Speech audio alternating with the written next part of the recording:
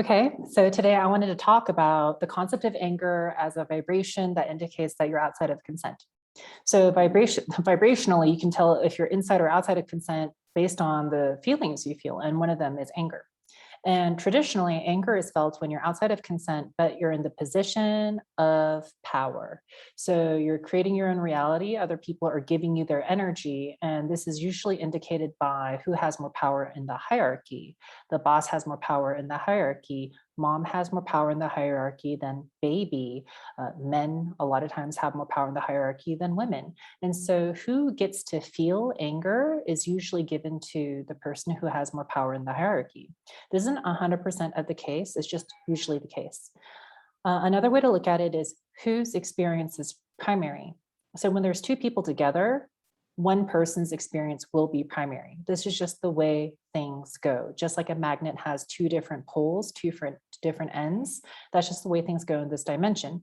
So if there are two friends, and you can even just say that they're the same race, gender, and social class, and they speak the same language. So there should be everything the same in terms of traditional views on who has more power in the hierarchy. So there are two friends and everything's the same. But one friend, it's their birthday. Whose experience is going to be primary? In a lot of cultures, whoever's birthday it is, you're kind of like king for the day. It's sort of given to you as a gift. So if it's your birthday that day, then usually the idea is that people want to give you the experience of being primary. So I made a really reduced down wheel of consent. I'm not going to go into the whole wheel of consent here, but anger is felt when you're outside of consent. So you're outside the wheel and you're on the right side of the wheel, meaning with these two stars, these like yellow stars, that you're creating your reality. And the people on the left side of the wheel are helping you. And this can be as simple as like, where do you want to go eat lunch today? The person who decides where they're going to eat lunch, their experience has automatically become primary. And so if you go eat with your friend at the lunch place that she wants, you've made her experience primary.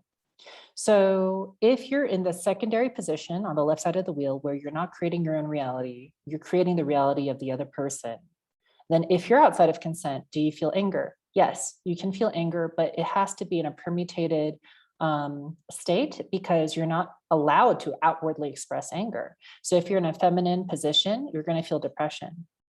If you're in a masculine position, you're going to feel resentment. And so if you feel frustrated, most likely you're in the secondary position.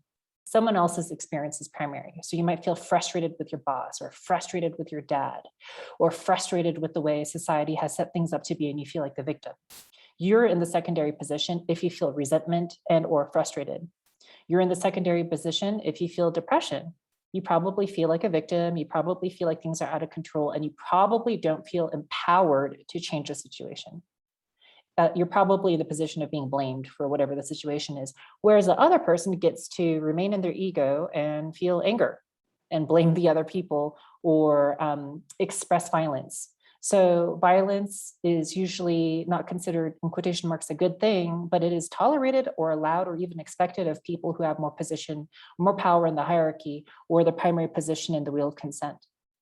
So in the society I grew up in, which is the United States, a white man who's the boss of a company expressing an angry outburst is going to be considered much more normal than a young person who just entered the company at the bottom of the rung of the ladder, who is a person of color, who is a transgendered woman.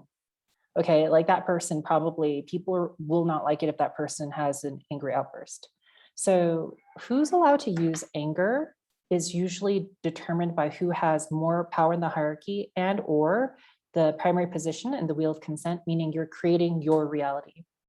And you can see this is kind of interesting where if a guy expresses anger, it may not be like considered good, but it's tolerated. Whereas if a woman expresses anger, it's not only not considered good most of the time, but she's almost considered evil or ugly. Like there's a sense that she's going against the nature of things. And similarly with children, like parents are allowed to express anger towards their children, like yell at them. And if a parent is yelling at their child, you might think, oh, the child probably deserves it. They were out of line or whatever, like your mind might go there. Whether or not that's true or not, obviously that's a separate subject.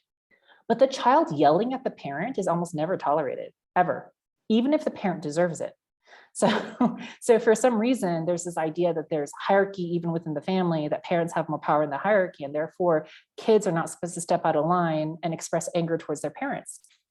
And so if you were a child growing up, only allowed to feel resentment and depression, but you weren't allowed to express your anger, you now as an adult, you're going to have a hard time expressing your anger, and you're going to feel more comfortable in the secondary position. You're going to feel more comfortable creating the reality of other people. So that is today's very short lesson on the idea of anger as an expression of your being outside of consent. Like if you feel angry in any kind of these three permutations I talked about, you're outside of consent.